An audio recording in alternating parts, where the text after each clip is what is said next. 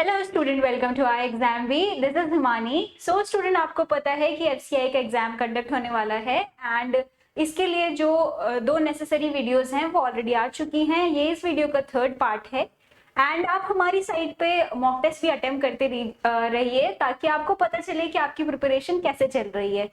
सो आज की वीडियो में हम डिस्कस करेंगे एक्सटेंशन प्रोग्राम। सो ये एग्रीकल्चर एक्सटेंशन का पार्ट है एंड इसमें हम एक्सटेंशन प्रोग्राम को डिस्कस करेंगे।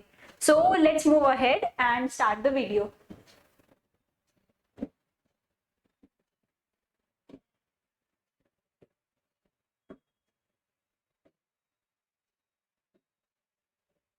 So आपके कुछ जो एक्सटेंशन प्रोग्राम्स होते हैं वो आपके दो पार्ट में डिवाइडेड हैं। कुछ एक्सटेंशन प्रोग्राम है आपके pre independence and post independence. Okay, तो कुछ आजादी से पहले के जो आपके एक्सटेंशन प्रोग्राम हैं एंड कुछ आजादी के बाद के आपके एक्सटेंशन प्रोग्राम हैं, उनको आज हम डिस्कस करेंगे। तो कौन से आपके प्री इंडिपेंडेंस हैं, कौन से आपके पोस्ट इंडिपेंडेंस हैं, कैसे टाइप के क्वेश्चंस एग्जाम्स में पूछे जाते हैं, तो उन्हें हम डिस्कस करेंगे। सो स्टार्ट करते हैं। सो आपके प्री इंडिपेंडेंस में पहला प्रोग्राम है that is model village scheme, जिसको आप रूरल रिकंस्ट्रक्शन प्रोग्राम भी कहते हैं। ओके, सो जो आपके बेसिकली जो आइडिया था प्री इंडिपेंडेंस का, वो बेसिकली बिलोंग था किस पे बेस्ड था, दैट इज विलेज डेवलपमेंट और रूरल अपलिफ्टमेंट पे। तो इन्हीं क्राइटेरियाज को ध्यान में रखते हुए डिफरेंट एक्सटेंशन प्रोग्राम आए एंड ये इसमें से एक है that is model village scheme, जिसको आप डैनियल बेन्योर लेके आए, डैनियल हैमिल्टन लेके आए and he is Daniel Hamilton and ये प्रोग्राम आया आपका 1903 में। ठीक है, नेक्स्ट एक्सटेंशन प्रोग्राम है that is Shri Niketan project. तो आपको पता ही है, श्री निकेतन से आपको समझ आ गया होगा कि इससे एसोसिएटेड पर्सन कौन है, रविन्द्रनाथ टैगोर, जिनको नोबेल प्राइज मिला है लिटरेचर में 1913। ओके, ये आपके लिए एडिशनल इंफॉर्मेशन है एंड गीतांजलि के लिए इनको नोबेल प्राइज मिला है। एंड ये जो प्रोग्राम है श्री निकेतन प्रोग्राम, ये भी सेम इसी क्राइटेरिया पे फोकस करता है, that is village development, rural upliftment. And उस टाइम पे कुछ डिजीजेस थी जो जिनका इन्फेस्टेशन बहुत ज्यादा था, तो उसके लिए प्रॉपरली मेडिसिन प्रोवाइड करना, ये इन सारे प्रोग्राम का एम था। बेसिकली जो मेन मोटो था वो क्या था आपका, रूरल अपलिफ्टमेंट और सेल्फ हेल्प, ताकि आपका जो आप खुद की हेल्प कर पाए। ठीक है, so basically that was the basic idea behind this. Next was Gurgaon project, जिसको आपके एफएल ब्रेन लेके आए and it was in 1920। Okay, तो ये 1920 में आया आपका एंड इससे एसोसिएटेड पर्सन क्या है, एफएल ब्रेन।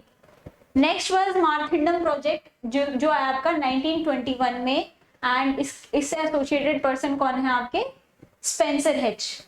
ठीक है, एंड जो आपका नेक्स्ट है नीलोखेड़ी। नीलोखेड़ी आपको पता है कि हरियाणा में आपका नीलोखेड़ी है एंड ये जो नीलोखेड़ी प्रोजेक्ट था ये किसके लिए था, बेसिकली जो आपके पाकिस्तानी इमिग्रेंट्स थे उनके सेटलमेंट के लिए था, ताकि वहां से जो इमिग्रेंट्स आए थे उनको सेटल कराने का जो प्रोग्राम था, that was Nilokheri project and the associate person was SK day.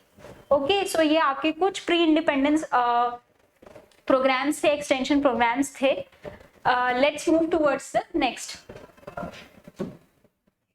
सो आपके पोस्ट इंडिपेंडेंस में जो मोस्ट इंपॉर्टेंट है that is Etawah pilot project, जो है आपके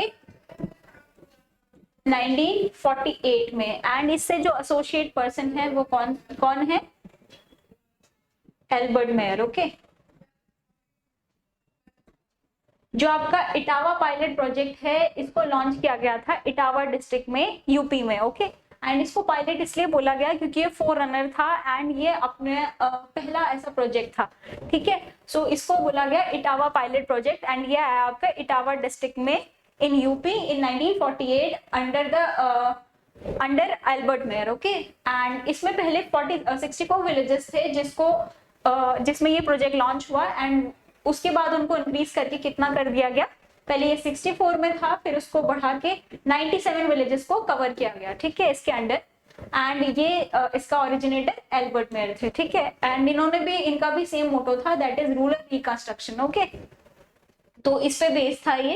and pilot project in rural programming and development, तो ये पायलट प्रोजेक्ट था किसका, रूरल प्लानिंग एंड डेवलपमेंट में। बेसिकली जो पायलट मतलब होता है वो क्या होता है कि वो फोररनर है, ठीक है। नेक्स्ट आता है आपका सीडीपी। तो सीडीपी का फोररनर क्या है आपका, इटावा पायलट प्रोजेक्ट, एंड ये आया 1952 में, ठीक है। तो ये किसके लिए था, कम्युनिटी डेवलपमेंट, जैसे नाम से समझ आ गया होगा कि कम्युनिटी के डेवलपमेंट के लिए प्रोजेक्ट आया था।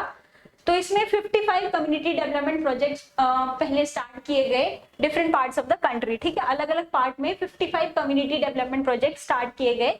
एंड जो डेट थी वो क्या थी, 2 अक्टूबर 1952। आपको याद रखना है कि 2 अक्टूबर 1952 में आपका सीडीपी, वेयर इज 2 अक्टूबर 1953 में आपका एनईएस, ठीक है। सो इसमें कितने विलेजेस को कवर किया गया, अप्रोक्सीमेटली 25,260 विलेजेस, ठीक है। 25,260 विलेजेस को इसमें कवर किया गया। एंड जो पॉपुलेशन थी वो अराउंड कितनी थी, 6.4 मिलियन पॉपुलेशन के आसपास थी इसमें, ठीक है। एंड इसको 3 डेवलपमेंट ब्लॉक्स में बांटा गया। एंड उसके अंदर कितने हैं, जैसा आपको पता है कि एक ब्लॉक में अप्रोक्सीमेटली कितने विलेजेस होते हैं, दैट इज 100 विलेजेस, ठीक है। तो उनको 3 विलेजेस में बांटा गया है। एंड ईच कंसिस्टिंग 100 विलेजेस, ठीक है। और जिसमें पॉपुलेशन कितनी थी, 60,000 to 70,000, ठीक है। एंड ये इसको कितने विलेजेस में लॉन्च किया गया, दैट इज 25,260 विलेजेस को इस प्रोजेक्ट में कवर किया गया, ठीक है। तो ये था आपका सीडीपी। नेक्स्ट है आपका नेशनल एक्सटेंशन सर्विसेज, ठीक है। तो एनईएस जिसके बारे में हमने डिस्कस किया, 1953 में आया है ये। एंड ये किसके लिए डिजाइन किया गया था, essential basic staff and small funds for people to start the development work essentially on the basis of self help। तो आपको सेल्फ हेल्प के लिए, मतलब आप खुद की मदद खुद से कर पाए, इसके लिए ये प्रोजेक्ट डेवलप किया गया। कौन सा, दैट इज एनईएस, ठीक है। इसमें फंड्स दिए गए और उनको सेल्फ हेल्प के लिए ट्रेन किया गया। एंड नेक्स्ट इज, इसमें जो ऑपरेशनल यूनिट थी वो कितनी थी, 100 विलेजेस को इसके अंडर कवर किया गया। एंड जो पॉपुलेशन थी वो ऑलमोस्ट उसमें जो 100 विलेजेस थे सीडीपी में, उसके अराउंड ही पॉपुलेशन है, दैट इज 60,000 to 70,000 पीपल को इसमें भी कवर किया गया। एंड 100 विलेजेस को, इसमें जो ऑपरेशनल यूनिट थी वो कितनी थी, 100 विलेजेस, ओके। तो ये था आपका एनईएस, जिसमें आपको गाइडेंस दी गई, फंड्स दिए गए फॉर सेल्फ हेल्प। नेक्स्ट आता है आपका ऑपरेशन फ्लड, ठीक है। तो इंडिपेंडेंस के बाद क्या था कि जो मिल्क प्रोडक्शन था वो बायर, जो प्रोड्यूसर था वो मिल्क तो प्रोड्यूस करता था, लेकिन मिडिलमैन की वजह से उनको उसका दाम नहीं मिल पाता था। एंड जो बायर था उसको भी वो बहुत हाई रेटेड मिल्क मिलता था, ठीक है। एंड जो मिल्क था वो एक लग्जरी बन गया था उस टाइम पे। तो उसके लिए क्या किया गया, ऑपरेशन फ्लड आया। तो ये अंडर डॉक्टर वर्गीस कुरियन के अंडर ये ऑपरेशन फ्लड आया। एंड उनको इस चीज के लिए अपॉइंट किया गया। तो उन्होंने क्या करा, कोऑपरेटिव, मिल्क कोऑपरेटिव का एस्टैब्लिशमेंट किया, ठीक है। तो जो अब ये कोऑपरेटिव्स थे ये होली एंड सोलली रिस्पॉन्सिबल थे मिल्क के ट्रांसपोर्टेशन के लिए, उसके सेलिंग के लिए, ठीक है, उसके मर्चेंडाइज के लिए जो थे वो आपके कोऑपरेटिव रिस्पॉन्सिबल थे। आपको जो कोऑपरेटिव्स होते हैं उसमें कुछ एंट्री फीस पड़ती है एंड उसके आप मेंबर बनते हैं, मेंबर भी और ओनर भी, ठीक है। तो आपको उससे मदद भी मिलती है, प्लस आप उसमें कुछ डोनेट भी करते हैं। तो जो आपके कोऑपरेटिव्स थे वो होली एंड सोलली रिस्पॉन्सिबल थे किसके लिए, मिल्क का प्रोडक्शन से लेके सेलिंग तक के लिए, ठीक है। एंड इसको स्टार्ट किया गया किससे, एनडीडीबी से, नेशनल डेयरी डेवलपमेंट बोर्ड, ठीक है, इन 1970। और ये 3 फेजेस में आया। ये इंपॉर्टेंट है आपके लिए कि ये 3 फेजेस में आया। एंड ये किसके लिए आया था कि आपकी मैल प्रैक्टिसेस जो है वो रिमूव हो सके, आपका मिडिल मैन जो है वो उसको हम मिडिल मैन को रिमूव कर सकें। तो 3 फेजेस थे। तो ये आया आपका पहला 11 साल के लिए, दैट इज 70 to 80, ठीक है, 10 साल के लिए। 81 है ये, 70 to 81, ठीक है। एंड फिर 81 से 85 आया, फिर 85 से 96 आया, ठीक है। तो ये आपका ऑपरेशन फ्लड 3 फेजेस में आया एंड उस टाइम पे जो मिल्क प्रोडक्शन था वो अप्रोक्सीमेटली 20 मिलियन टन था, जो अभी अराउंड 2022 के अराउंड कितना हो गया है, 210 मिलियन टन, ओके।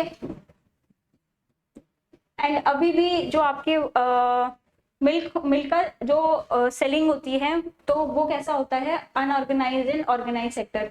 तो अभी भी जो ऑर्गेनाइज सेक्टर है उसमें सिर्फ 20% जो मिल्क की मार्केटिंग होती है वो ऑर्गेनाइज सेक्टर से होती है, अदरवाइज जो 80% मार्केटिंग होती है वो किससे होती है, अनऑर्गेनाइज सेक्टर से ही होती है।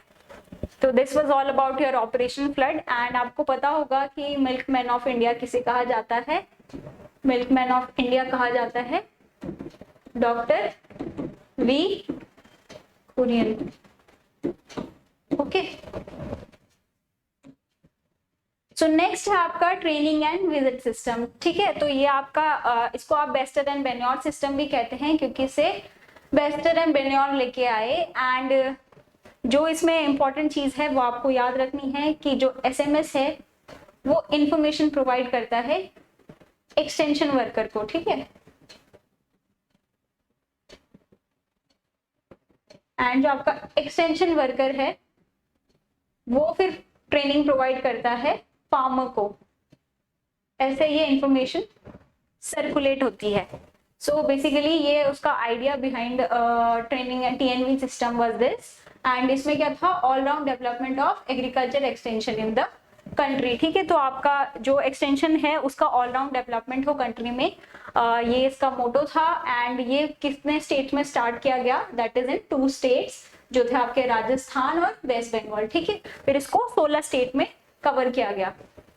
तो आपका टीएनवी सिस्टम था जिसको पहले कहाँ स्टार्ट किया गया, राजस्थान में एंड वेस्ट बंगाल में, फिर बाद में आपके 16 अदर स्टेट्स को भी कवर किया गया, ठीक है। तो ये आपका इसका बेसिकली मोटो क्या है कि आपका आरई लिंकेज को स्ट्रेंथन करना, ठीक है। जो आपका रिसर्च एंड एक्सटेंशन लिंकेज है उसको स्ट्रेंथन करना आपका टीएनवी सिस्टम का मोटो है। नेक्स्ट आता है आपका lab to land programme. So lab to land programme क्या है, ये आपको पता है कि जो आपका आईसीआर का एस्टेब्लिशमेंट ईयर है 1929, आप इसमें 50 ऐड करेंगे कितना आएगा 1979, ठीक है। तो ये आपके गोल्डन जुबली, आईसीआर की गोल्डन जुबली में लॉन्च हुआ 1979, ठीक है। तो ये क्वेश्चन पूछा जाता है कि ऐसा कौन सा प्रोग्राम है जो आईसीआर की गोल्डन जुबली में लॉन्च हुआ, that is lab to land programme. तो आपको नाम से समझ आ गया होगा कि लैब आपका जो भी साइंटिस्ट जो भी टेक्नोलॉजी डेवलप कर रहे हैं वो कहाँ पहुंचनी चाहिए, अल्टीमेटली लैंड तक पहुंचनी चाहिए, आपके फार्मर तक। वो अगर आपकी एक्सटेंशन का बेसिकली मोटो ही यही है कि अगर आप कोई भी इंफॉर्मेशन तब डेवलप करे, उसका यूटिलाइजेशन जब फार्मर को हो तब उसका कोई प्रॉफिट है, अदरवाइज तो वो जो भी आपने टेक्नोलॉजी डेवलप करी वो किसी काम की नहीं है अगर उसका बेनिफिट फार्मर को नहीं मिल रहा है तो, ठीक है। तो बेसिकली ये मोटो था कि लैब से जो भी टेक्नोलॉजी डेवलप हो रही है वो लैंड तक, वो फार्मर तक पहुंचनी चाहिए। तो ये आपका लैब टू लैंड प्रोग्राम था। इसने क्या करा, ये किसके लिए आया था, improve the economic condition of the small marginal and landless labourers, ठीक है। तो आप इनकी इकोनॉमिक कंडीशन को इम्प्रूव करने के लिए ये लैब टू लैंड प्रोग्राम आया था, ठीक है। तो आपको ये आपके एक्सटेंशन प्रोग्राम से pre and post independence. I hope आपको ये वीडियो अच्छा लगा होगा। अगर अच्छा लगा तो हमारे चैनल को लाइक कीजिए, सब्सक्राइब कीजिए एंड हमारी साइट पे जितनी भी मॉक टेस्ट अवेलेबल हैं आप उन्हें अटेम्प्ट करिए एंड अपना स्कोर कार्ड जज करते रहिए। Thank you and all the very best.